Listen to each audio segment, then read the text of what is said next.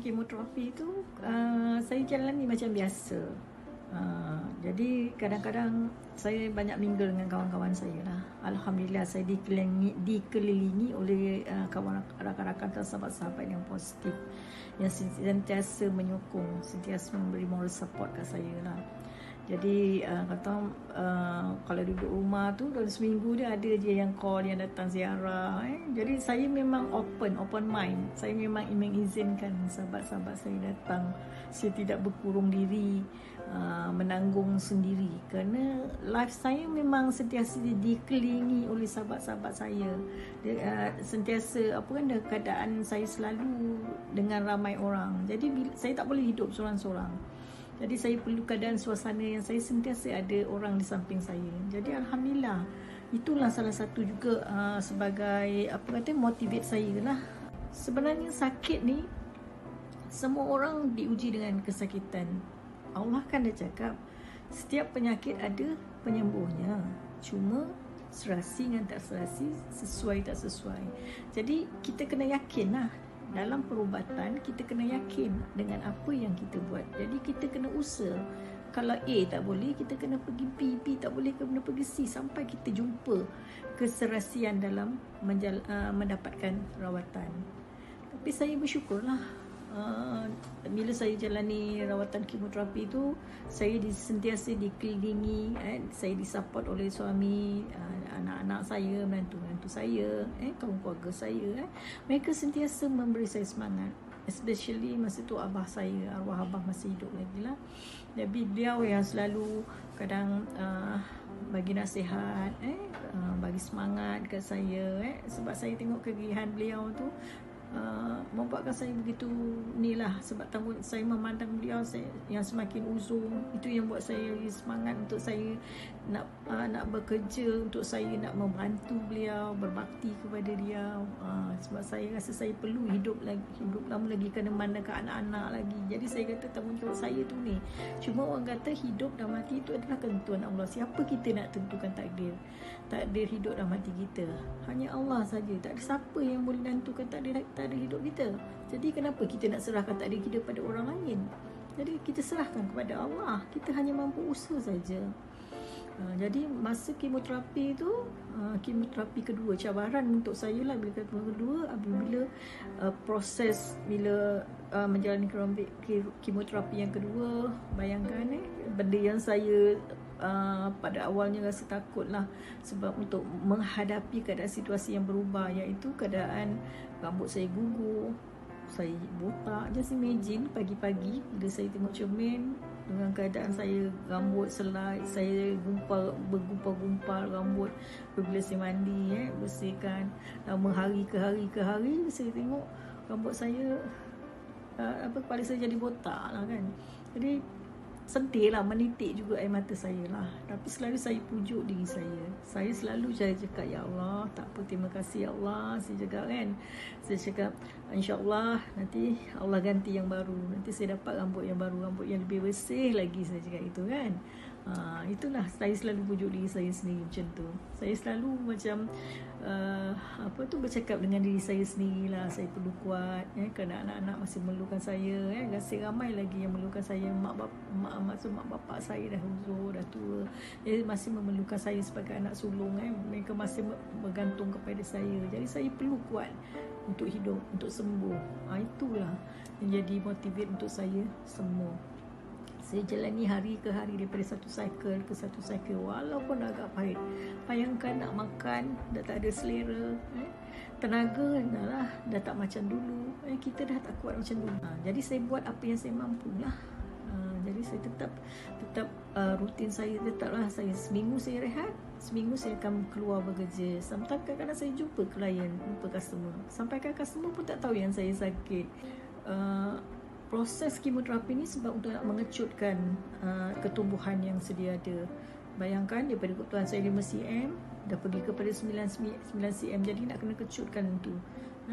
Jadi saya menjalani satu proses ke satu proses. Jadi saya seimbang lah, maksudnya rawatan moden tu di hospital saya follow, dan masa yang sama saya ikut terapi Ashifa yang di apa ni, di Pusat Al-Hidayah, di mana saya diberi beberapa surah. Contohnya saya perlu amal surah Al-Hajj, Al-Mu'minin, ada beberapa surah lah saya perlu amal dalam mengikut apa tu stage apa itu penyakit lah. Jadi dari minggu ke minggu. Jadi benda tu siang malam saya perlu baca ayat-ayat dalam setiap surah, petikan surah yang diberi. Jadi itulah selama hampir setahun lebih lah saya amalkan untuk baca. Jadi miracle-nya, ya Allah, bulan ketiga kanser saya dah tak ada. Tetapi doktor advice saya perlu juga teruskan rawatan sampai cycle ke-8 cycle ke-6 supaya kanser saya tidak relapse ataupun berulang lagi. Jadi biar betul-betul dimatikan apa tu daripada akar-akar tu lah. Tapi apa pun saya tetap akur lah, saya teruskan juga sampai cycle yang ke-6 dalam, daripada saya kena bulan 8, 9, 10, 11, 12 lebih kurang dalam 4 cycle lah. Daripada tu bulan 12 macam tu saya dah habis lah, 6 cycle tu saya dah habis. Sebab tiap satu cycle adalah 3 minggu. Jadi bulan 12 macam tu, penghujung bulan 12 saya dah habis untuk 6 cycle. Alhamdulillah. Memanglah waktu yang kritikal tu masa cycle ke-5 ke-6 memang terlalu tough. Sebab masa tu memang langsung saya dah tak boleh makan, sebab bibir saya dah biru, lidah saya dah biru. Saya makan satu apa saya tak rasa, tapi saya boleh makan dengan banyak. Bukan banyak tu, tak ada kuantiti masa makan sebelum saya sakit, tapi saya masih boleh isi perut saya lah. Dalam proses rawatan, first kita kena redha terlebih dahulu dengan apa ujian yang Allah bagi kita. Kalau kita tak redha, memang saya cakap lah, proses tu akan sukar untuk kita. Jadi masa first saya ambil tindakan tu, saya buat solat istighfar, saya buat solat taubat masa tu, dan saya istikharah lah sebelum saya nak buat keputusan apa yang saya nak, apa next step lah, tindakan yang saya nak ambil. Jadi syukurlah segala perjalanan daripada satu perawatan ke satu rawatan berjalan dengan lancar. Especially untuk rawat darah lah, untuk cek darah kita kan sebelum kita kemoterapi, sebelum beralih kepada kemoterapi yang kedua, ketiga tu.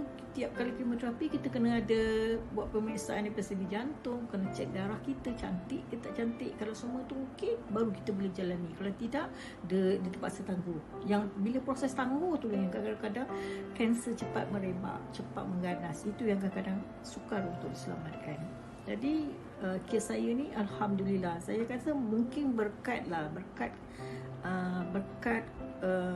apa orang kata, izin Allah, dengan keyakinan saya untuk mengamalkan terapi Al-Quran, mengamalkan zikir-zikir, dan saya sepanjang itulah saya hadir majlis-majlis teruskan aktiviti macam biasa juga.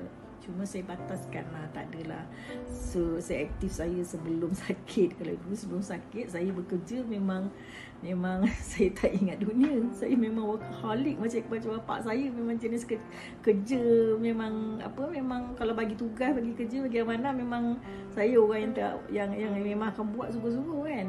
Tapi bila dah sakit ni, kebatasan saya lah, kekangan saya lah untuk nak lebihan tu agak terbatas lah. Tapi alhamdulillah saya masih mampu lah. Apa yang saya mampu buat, saya mampu buat. Tapi tahun selepas selesai kemo yang ke-6, saya diuji dengan sleep disc. Masa tu saya tak sangka lah saya kena sleep disc. Sebab satu hari tu saya terlantar, saya tak boleh bangun tau. Jadi terpaksa dikejarkan hospital. Jadi doktor terpaksa buat MRI untuk nak scan saya punya scan tulang belakang saya. Takut kalau kanser merebak kepada tulang. Tapi alhamdulillah negatif sel kanser. Jadi saya hanya didiagnos kena slip disc. Masa tu L4, L5 lah slip disc saya. Jadi oleh kerana rawatan saya sebagai pesakit kanser tak selesai, jadi terpaksa tangguh lah untuk buat apa-apa rawatan berkenaan dengan slip disc saya. Jadi saya hanya makan untuk tahan sakit saja. Dan pada Januari 2017, masa tu sebulan selepas kemoterapi, saya terpaksa dimasukkan ke bilik bedah untuk proses pembedahan mastokomi. Maksudnya buang sebelah payudara. Bayangkan sebagai seorang wanita, itu mahkota yang paling berharga untuk kita seorang wanita. Jadi bayangkan saat dan ketika itu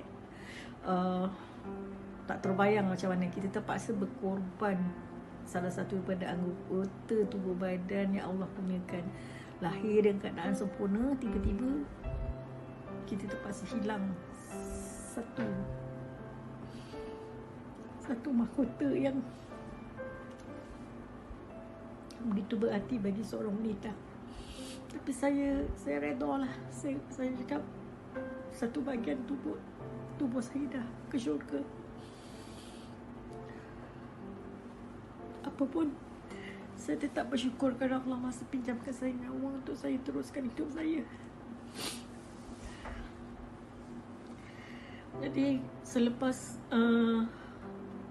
sebelum saya nak masuk Dewan Bedah, satu je saya minta ke Allah. Memang sebelum tu saya dah minta maaf dengan semua orang, saya dah maafkan semua orang. Satu je saya minta ke Allah. Allah, hidup saya tu memberi manfaat kepada hidup ramai orang, memberi bermakna kepada agama saya, beri peluang untuk saya hidup. Sebab banyak lagi amanah lunas amalan yang perlu saya laksanakan. Kalau mati tu lebih baik untuk saya. Mati kalian dalam keadaan saya redha, dalam keadaan saya memang redha, dalam keadaan husnul khatimah. Jadi proses operation tu makan masa hampir 3 jam. Dan saya sedar, jadi macam seolah sekejap sajalah, macam saya tidur, saya tak sadar apa kan. Jadi lepas tu saya sedar. Jadi saya sedar je, saya dah boleh berselit mata. Perkara pertama yang saya buat, saya solat walaupun dalam keadaan saya baring, sebab saya rasa syukur sangat kerana Allah masih bagi izin memanjang umur saya. Lepas tu hari kedua, ketiga, saya 5 hari ditahan di hospital di Keluang. Sepatutnya saya di Johor Bahru, di HSA Johor Bahru, tetapi oleh kerana buat pembedahan Johor Bahru terbakar, jadi saya dihantar ke Keluang lah. Saya dihantar ke Keluang untuk proses tu lah, untuk menjalani pembedahan. Jadi terpaksa oleh keluarga berulang alik daripada JPJ Johor Bahru ke Keluang lah. Dan saya ditemani oleh anak saya lah di sana. Anak saya bergilir-gilir. Dan sepanjang saya rawatan tu, anak-anak saya lah yang dah besar, yang dah remaja, mereka dah bergilir-gilir hantar saya ke ke hospital. Dan kadang-kadang suami saya, sebab suami saya bekerja, jadi agak susah nak ambil cuti selalu kan. Jadi anak-anak lah yang selalu berulang alik hantar saya waktu kemoterapi, untuk apa, even di hospital pun anak saya yang menemani saya di hospital lah. Syukur sebab bila anak ramai inilah dia untungnya bila kita ada anak ramai, mereka boleh berebut bergilir nak jaga. Jadi bila selesai tu, dan bila saya balik, jadi bila balik saya berehat sebulan di rumah. Dan lepas tu saya jalani radioterapi. Saya terpaksa jalan radioterapi selama 15 kali. 15 kali. Sebenarnya proses ni cuma beberapa minit saja, tapi oleh kerana terpaksa ulang-ulang alik, maka doktor syorkan saya tinggal di di College Laksmana Kompleks Laksmana Tengku Jaling untuk pesakit-pesakit kanser. Jadi saya tinggal di sana lah. Jadi sana environment tak adalah macam di ward kan. Jadi lebih agak asrama, duduk asrama bersama pesakit-pesakit kanser. Kat sana lah sesuatu yang saya belajar. Sebab satu bilik dengan saya pesakit kanser lidah, kanser mata, Allahu Akbar saya kata, yang kanser rahim, kanser otak. Jadi macam-macam pesakit yang saya jumpa. Ya Allah, betul orang kata bila kita lihat di atas, kita akan rasa kita ni paling teruk. sakit kita paling teruk. Tapi bila kita pandang ke bawah, ya Allah, makin ramailah orang lagi menderita sakit, lagi susah sakitnya, lagi azab sakit daripada kita. Dan saya rasa bersyukur sangat-sangat kerana Allah tunjukkan saya perkara-perkara macam ni. Jadi saya banyak belajar sepanjang sakit. Ya Allah, saya bersyukur kerana itu cara Allah jentik hati saya untuk lebih mengenali Dia dan menyanyi. Bukanlah sebelum tu saya ni tak mengingati Allah, tapi mungkin orang kata sibuk cari urusan dunia sebab kerana komitmen hidup, tekanan hidup kan, untuk nak besarkan anak-anak yang ramai. Jadi kadang-kadang kesibukan tu kita sekadar buat ala kadar, kita tak mencari ilmu agama sungguh-sungguh. Tapi peluang bila ujian beginilah sebenarnya nikmat di sebaliknya, anugerah di sebaliknya, indahnya nikmat sebalik sakit tu. Allah hantar saya dengan, ya Allah, saya tak boleh nak cakap lah nikmat apa yang Allah bagi yang lebih membahagiakan saya, iaitu bila saya dapat bercampur dengan golongan-golongan orang-orang yang soleh. Saya dapat bercampur dengan sahabat-sahabat yang baik-baik di sekeliling saya dapat belajar daripada majlis ilmu, daripada dulu ilmu agama ni tak ni, sebab saya bukan latar belakang keluarga yang memang berpegang kepada, memang bukan kata ustaz, bukan kerana daripada alim ulama lah apa. Jadi setakat biasa-biasa saja orang dulu-dulu. Tapi berkat kita sekolah agama di Johor Bahru yang wajib sekolah agama, jadi kena ada bekalan sekolah agama tu. Jadi itulah yang sebenarnya jadi landasan untuk kita lah. Tapi ialah kita tak bersungguh-sungguh lah masa dulu kan, sekadar buat, jadi tak sesungguh-sungguh menjadi hamba yang taat kan. Tapi sejak sakit itulah yang saya dapat belajar, jadi lebih istiqamah untuk memperbaiki diri, untuk audit diri saya, untuk jadi lebih baik daripada sebelum-sebelumnya. Saya bersyukurlah kerana Allah bukakan pintu taubat untuk saya berhijrah jadi lebih baik.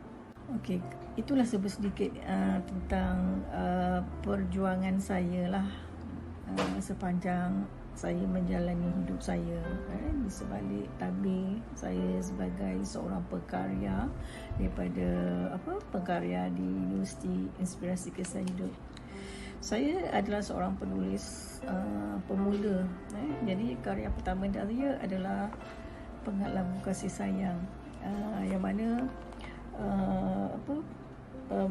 di dalam buku antologi Legasi Emak, sambal sotong pedas menyengat kegemaran Tok Man. Memang itu kegemaran saya sendiri dan juga arwah abah saya lah untuk masakan tu. Jadi saya berkongsi sedikit lah pengalaman dalam cerita di sebalik resepi sambal sotong hitam. Senang cerita sambal sotong hitam lah. Begitu. Dan karya kedua saya adalah Legasi Abah. Saya daripada tim LA8, Lelaki Anugerah Terindah.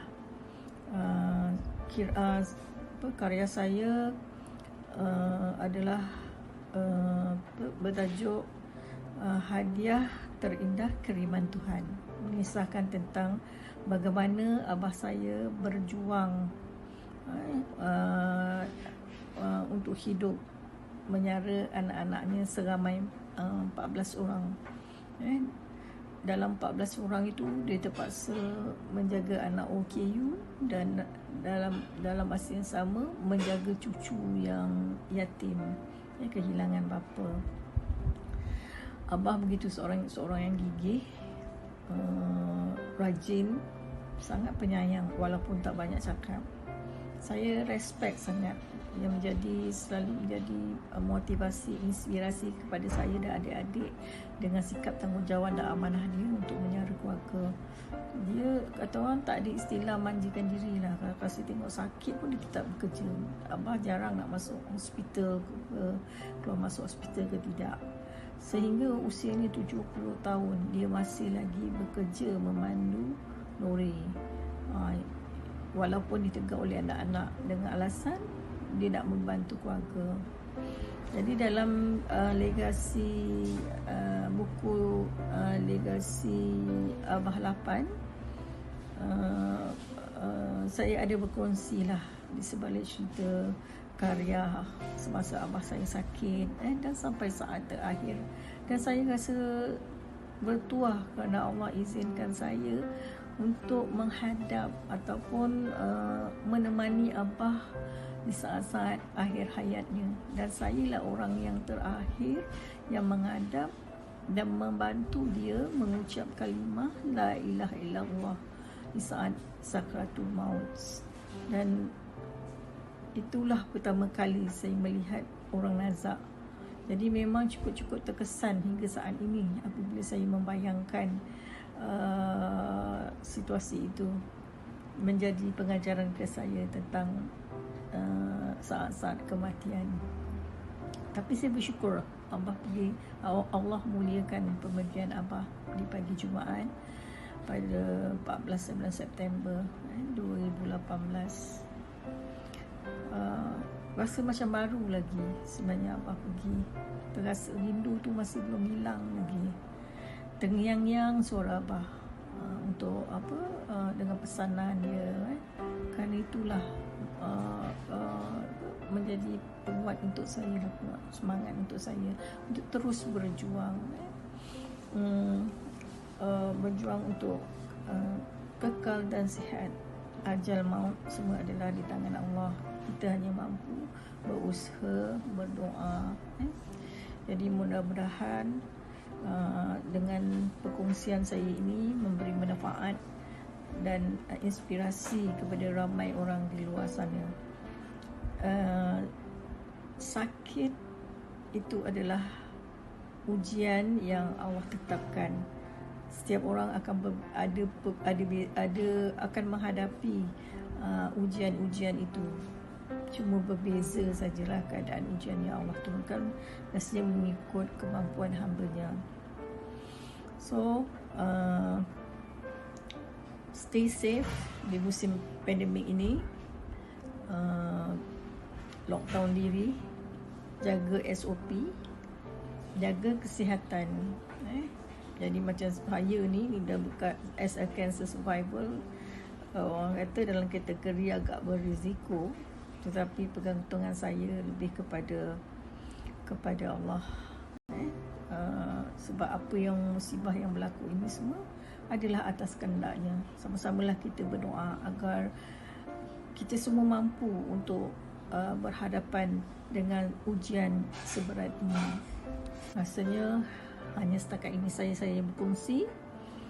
Terima kasih saya ucapkan kepada semua penonton, dan saya mohon maaf jika ada salah kata, tutur kata saya. Yang baik itu datang daripada Allah, dan segala kelemahan dan kekurangan itu ada daripada diri saya sendiri. Wassalamualaikum warahmatullahi taala wabarakatuh.